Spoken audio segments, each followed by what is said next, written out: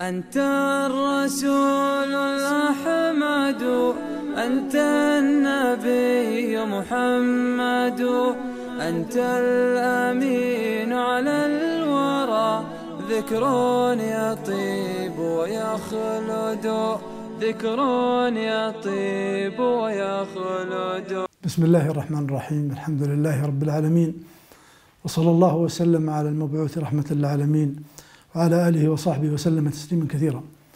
أمر الله عز وجل نبيه صلى الله عليه وسلم بالعدل، فقال: وأمرت لأعدل بينكم. فالعدل تصلح به الأحوال، وتستقيم به نفوس الناس، وتطيب نفوسهم، وتزول ضغائن نفوسهم. ولعلي أتحدث في هذه العجالة عن عدله صلى الله عليه وسلم.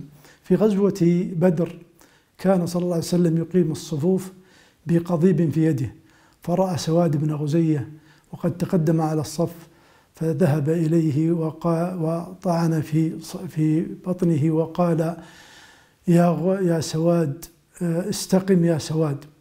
فقال سواد: يا رسول الله صلى الله عليه وسلم، يا رسول الله قد أوجعتني.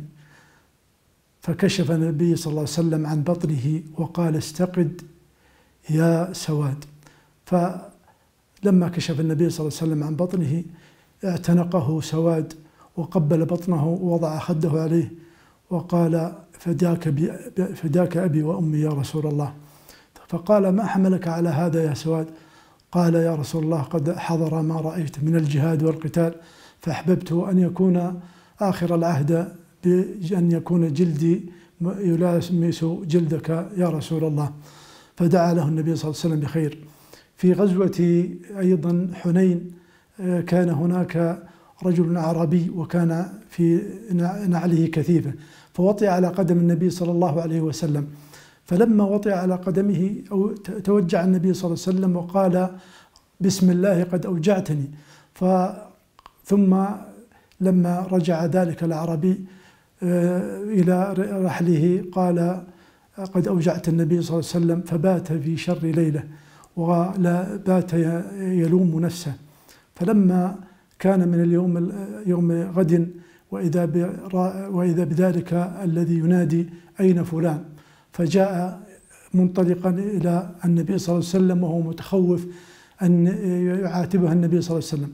قال: يا فلان قد أوجعتني أمس عندما وطأت قدمك على قدمي، فخذ بدلها، وقد نفحتك بيدي أو بقضيب مع النبي صلى الله عليه وسلم. كأن النبي صلى الله عليه وسلم رأى أن من العدل أن يطيب خاطره ونفسه. فقال: يا رسول الله، قال الرسول صلى الله عليه وسلم: قال: خذ بدلها 80 شاة، بدل هذه النفحة التي نفحها النبي صلى الله عليه وسلم. وهذا يدل على عدله صلى الله عليه وسلم.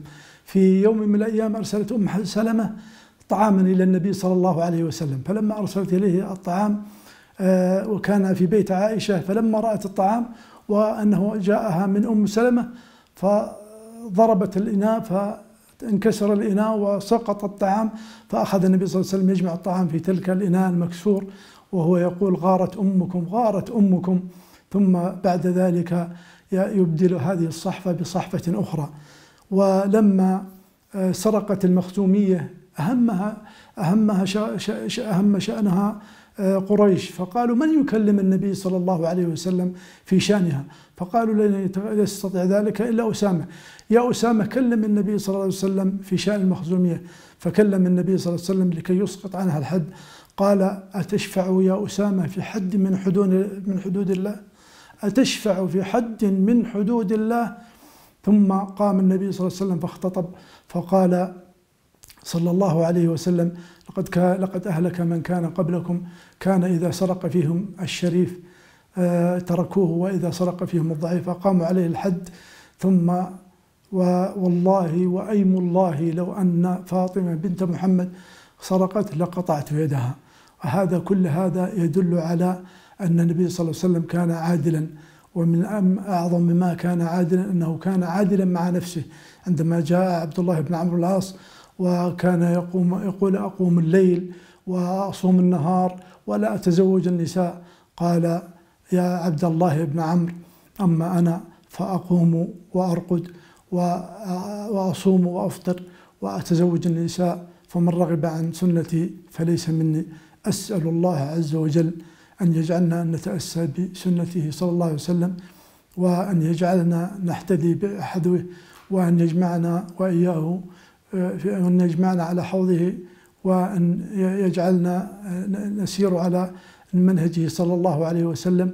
هذا ما أحببت أن أقوله في هذه العجالة، كما أسأل عز وجل أن يوفق ولاة أمرنا لما يحبه ويرضاه، وصلى الله وسلم على نبينا محمد.